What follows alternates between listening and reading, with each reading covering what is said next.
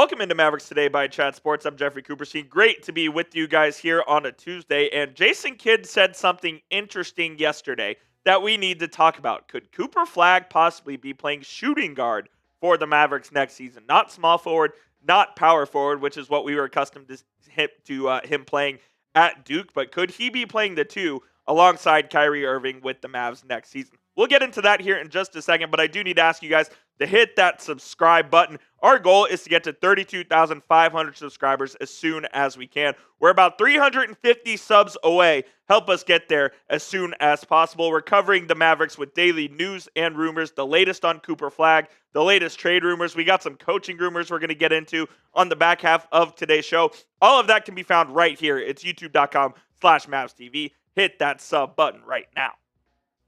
We know that this is the type of team that Nico Harrison wants to run. He wants to be a extremely defensive, versatile team that has guys who can switch 1 through 5 and play at basically the highest level possible on the defensive end. Offense be damned. And if Cooper Flagg is going to be playing the 2, that's kind of what this Mavericks team is going to look like. It would be an extremely big lineup with Cooper Flagg at shooting guard, who is basically 6'9" with shoes on.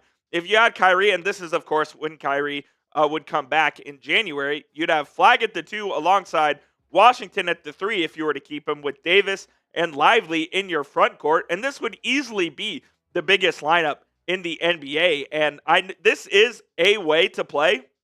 I'm just not sure it's the way to play in today's modern NBA, where everything is based off shot creation and ball handling and floor spacing. You're not going to get a ton of floor spacing with this lineup on the court, and it's just not something that I think that the Mavericks should try to deploy at an extremely high rate. Cooper Flagg is a forward. He's either a small forward or a power forward. I think either way, it would be good. And if you threw him out at the 2 alongside Kyrie, you're creating a problem that you don't have with shot creation. Like, Flagg is not going to be the best playmaker. He's not the best shot creator for himself. Now, he can kind of play make within the flow of an offense, but it absolutely would be a problem. When you look at how the Mavericks have had success over the last couple of seasons, it's been with multiple ball handlers on the court.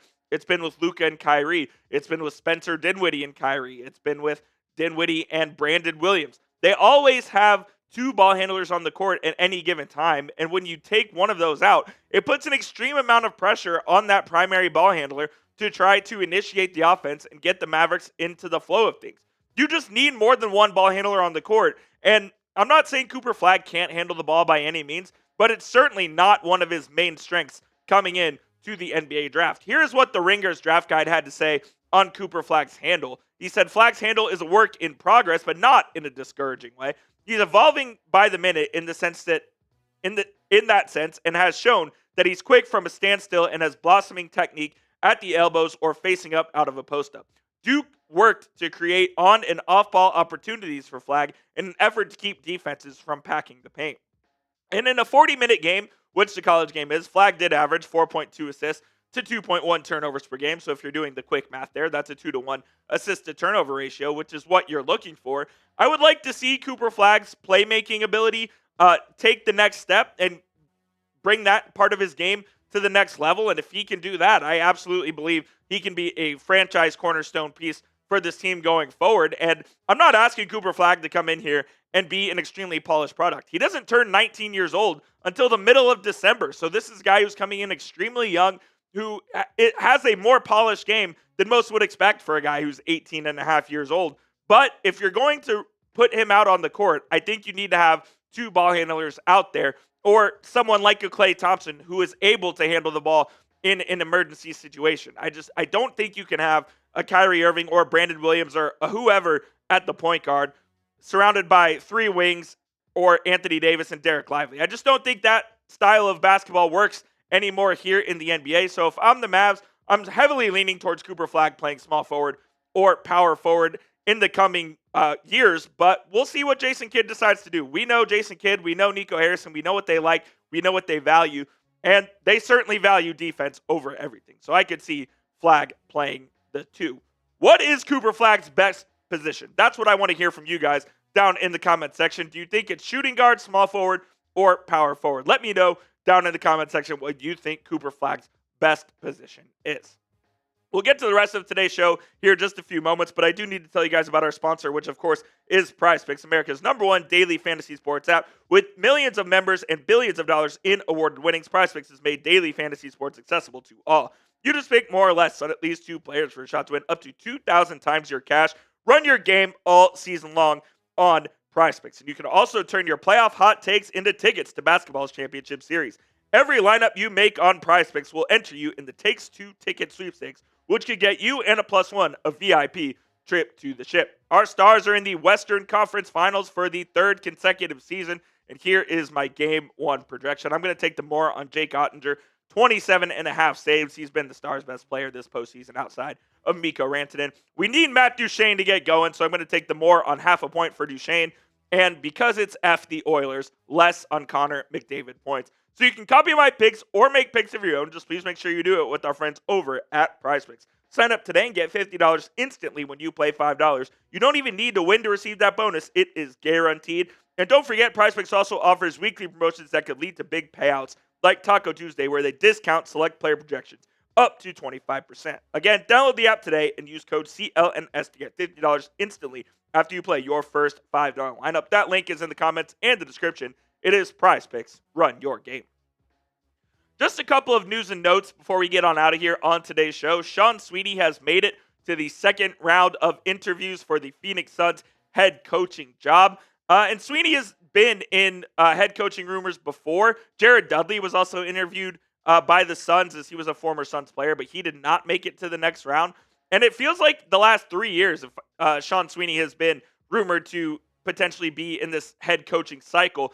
I believe it was Milwaukee that he was involved in as well. I know he's coached in Milwaukee with Kidd. So he's had multiple opportunities to become a head coach, and he hasn't quite taken him up yet, and he's still been the lead assistant in Dallas for the last 4 seasons. So we'll see what happens with Sean Sweeney, but the Mavericks would be well equipped to replace Sweeney if he were to leave. They do have Frank Vogel on the staff as a coaching consultant who obviously won the 2020 NBA title with the Lakers. So if Sweeney were to leave, the easy thing to do would just be to promote Vogel to the head of the bench. And Vogel was already one of the architects of the Mavericks defense this year. I know he was heavily involved in the game plan that beat the Sacramento Kings in the play-in. So while losing Sean Sweeney would be disappointing, as he's one of the best assistants in the NBA, it's always a good thing when your assistants are getting interviewed for head coaching jobs. So I think the Mavericks are going to be well equipped to handle this loss if it comes to that.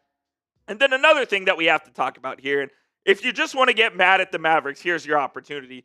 The New York Knicks have been named the 24-25 NBA TA Athletic Training Staff of the Year. New York's training staff is led by Casey Smith, who you may be familiar with, VP of Sports Medicine. The team also includes senior athletic trainer Heather Mao. Smith and Mao are former members of the Mavericks training staff. These are the guys that Nico Harrison said weren't good enough, and he replaced with guys that are better, according to him. Well, Nico also fired those guys this offseason as well. So pick one. Pick your struggle, Nico.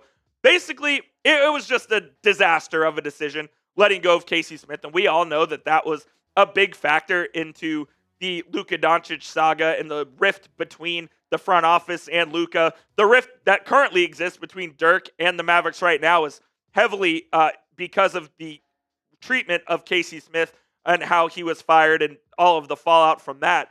Jeremy Holsopple and Deion Calhoun as well, who are part of that staff, are regarded as the best in their field. It wouldn't shock me whatsoever if Deion Calhoun ended up on that Knicks training staff under Casey Smith, who he worked for about 20 years here in Dallas. And the whole training staff shakeup and the mishaps and the mismanaging of the training staff is just an indication of Nico Harrison wanting to hold all the cards and wanting to have all the power and make all of the decisions in the Mavericks front office. And look, and this is crazy, that's what I'm about to say. I know the Luka Doncic trade was the worst trade in NBA history and was a power trip and all that. The way that he has handled this training staff may be a worse indication of the power and the overall feeling he has that he needs to be the one making all of the decisions, no matter what it is, whether it's basketball, whether it's the training staff, whether it's the business side of things. Nico wants to be the guy, and the training staff is just another indicator of that. And at the end of the day, Nico has a Mount Everest-like hill to climb in order to regain the trust of everybody. The Mavericks winning the lottery does not give Nico a get out of jail free card. It does not give him forgiveness, so to speak, for what he's done to the Mavericks organization over the last couple of years. He's got a hell of a hill to climb, and I'll continue to say this, I don't think winning a championship is the end-all, be-all, the huge fixer of the Nico Harrison problem, so to speak, here in Dallas. I think he has even more to do than winning a championship in order to get people back on his side. But like he said, only time will tell. I want to ask you guys, before we get on out of here, do you trust Nico to lead the Mavs? Pretty simple question. If you do, type Y for yes, and let me know down in the comments if you do. And if you don't, type N for no. I think all MFFLs are pretty much going to be typing their N's, but if you type your Y, let me know down in the comments. And that will do it for today's show, guys. Appreciate you for tuning in to Mavericks Today by Chat Sports. And of course, if anything happens surrounding the Mavericks, we will have it covered right here. It's youtube.com/MavsTV. Hit that sub button, and we'll see you soon.